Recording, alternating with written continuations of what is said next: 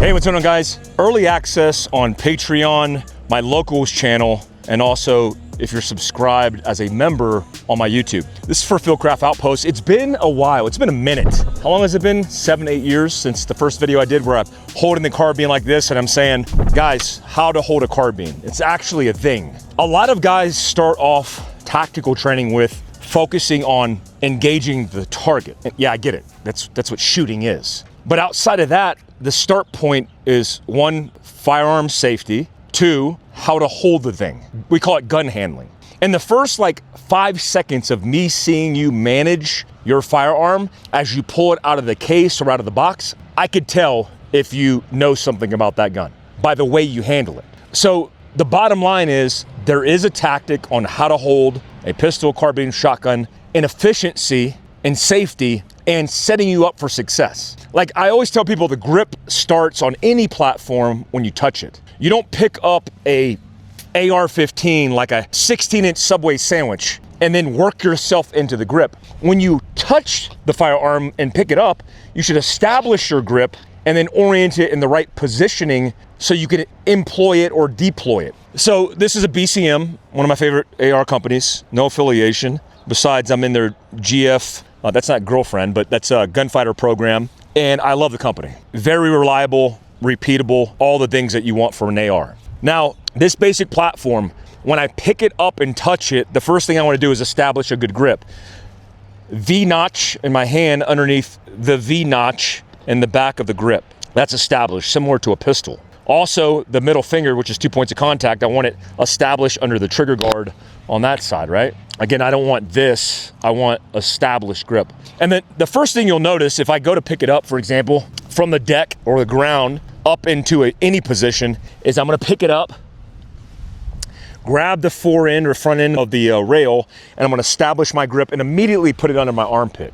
Why? Because that's control. I have good control of it. Guys who are like this, trying to handle this thing, it's not realistic for extended periods of time or even the efficiency that you would need for a tactical or bolt lock reload, a slide lock reload that we would call it with a pistol. So I'm establishing this by putting it under my armpit, and this allows me to manage all this workspace. Yes, the barrel is elevated, but to get back on position, I could just extend it forward.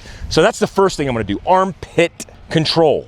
Okay, this allows me to look down and see if I'm going to crack open the BCG. This allows me to see inside the work area where I might load or unload. This also allows me to control this and pitch and turn out the weapon system to be able to load, get ready, take the magazine. I could insert the magazine, for example. I could turn it over and I could see the ejection port to be able to ride the bolt carrier group forward. So again, it's established control and it's about safety as well. So if I'm holding it in this position and I'm here, the grip on my support hand is going to go forward of the rail with the thumb either in between the Picatinny rails in this case, or on top of a C-clamp. Now, I typically run lasers on work guns, so I might have my thumb on top of the laser, on top of the thumb push pad, for example, on an LA5. So that establishes front end grip to maintain and stabilize muzzle flip. Now, this Surefire comp, which is, I believe is the war comp, dissipates a lot of that muzzle flip for you. So these little holes are gonna dissipate that gas and it's gonna keep that front end down, but establishing a good C-clamp grip is gonna allow me to keep that front end from muzzle flipping too aggressively.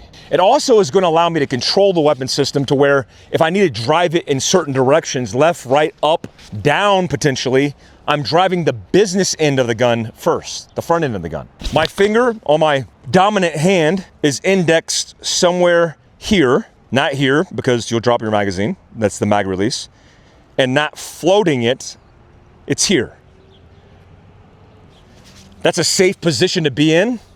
And then I have this established positioning of my support hand to drive the gun forward and establish a buttstock weld in my shoulder.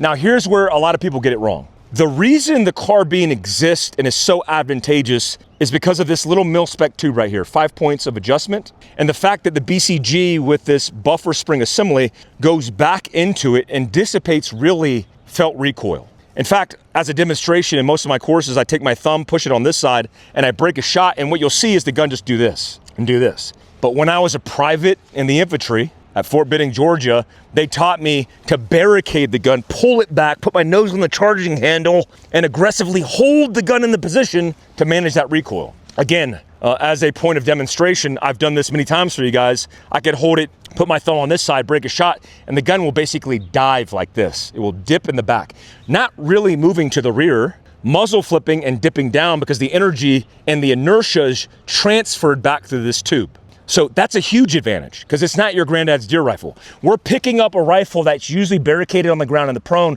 We're picking it up and allows us to drive this gun standing. And all I need really is some friction adapted grip from this buttstock somewhere on my shoulder, somewhere on my body armor in order for it not to dip down. That with my support hand maintaining control and pressure of the C-clamp allows me to manage grip advantageously. Now, a lot of guys will tell you certain positions for your feet to be in to manage recoil because you want to get in a fighting position. We don't really have to do that. You don't need to be in a fighting position to manage recoil on a AR to stabilize it. You actually could be very comfortable and fluid. And one of the points that I make in Gunfighter Carbine, which we're bringing back, is I want my knees slightly flexed because when your joints are basically unlocked or your knees are locked in position, what happens is in order to move, you have to transfer that dip, contract the muscle, and then move. So we want to avoid that. And the way we avoid it is we keep our knees slightly bent. And it is advantageous to stand here in position, step forward with your non-dominant foot, maybe step back with your dominant foot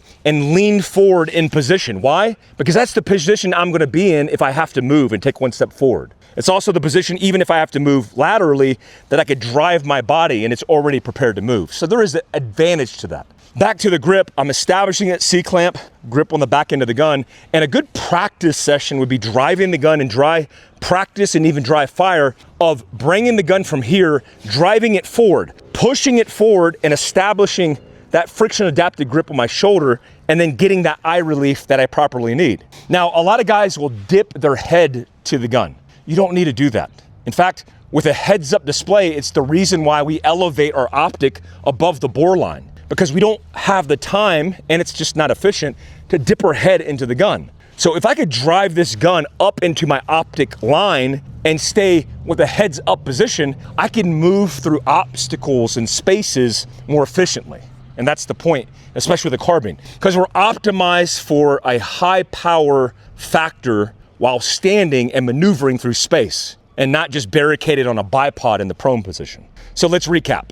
If I was teaching my guys via diagnostics or by the numbers, here's what I would say. All right, guys, go ahead and face and square up on the target. And I didn't mention this, but there is a factor with this fighting stance of positioning your chest towards the threat because we want to be squared up, especially if you're mil LEO with body armor or civilian in self-defense with body armor. So we're standing here with feet shoulder width apart. I step back with my dominant foot, lean forward with my non-dominant knee. I C-clamp the front end of the gun. I got the V-notch hand in the back of the grip, finger index on the lower, and I'm gonna practice leaning forward, driving the gun forward, and then finding my optic line, and I might introduce that into a dry practice and a dry fire. So I'm here,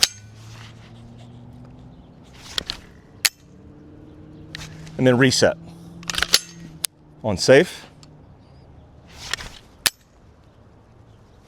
Reset.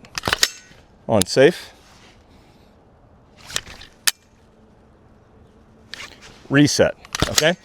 And when I'm doing that, I'm practicing the ergonomics of putting it in position. Now, you won't always be in that start position in an engagement. You might be going around obstacles with the rifle up. That could be the guy in front of you. You might be going through obstacles with the barrel down, maneuvering through space and getting it. So I recommend you practice it from both positions. So we'll do ready up, high ready. And high ready is not this way, guys.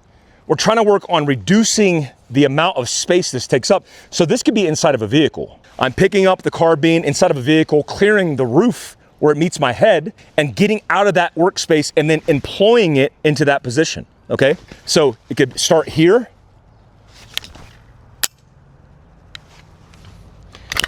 Or it could start here. Again, the position is not here for a low ready. The position is here. I'm trying to clear real estate. Again, I'm trying to clear my legs because I'm bringing this over the steering wheel as I'm trying to drive this outside of the vehicle.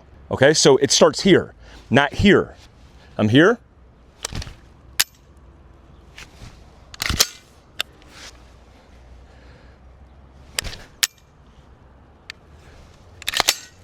Okay, so just to recap, grip starts when you touch the weapon system, no matter what it is. Establish grip, establishes control, and be prepared to employ or deploy immediately. Guys, I appreciate you. This is part of Training Companion, a series that I started on Patreon, and I early released it on those channels to release it on Fieldcraft Outpost. Guys, we got shirts and hats in stock. If you're interested, they're linked down below. Also, you should know we're bringing courses back to Route 66, Montana, local, and Utah for gunfighter pistol and carbine if you're interested. I've linked it all down below. I appreciate you guys. Until next time, peace out, guys.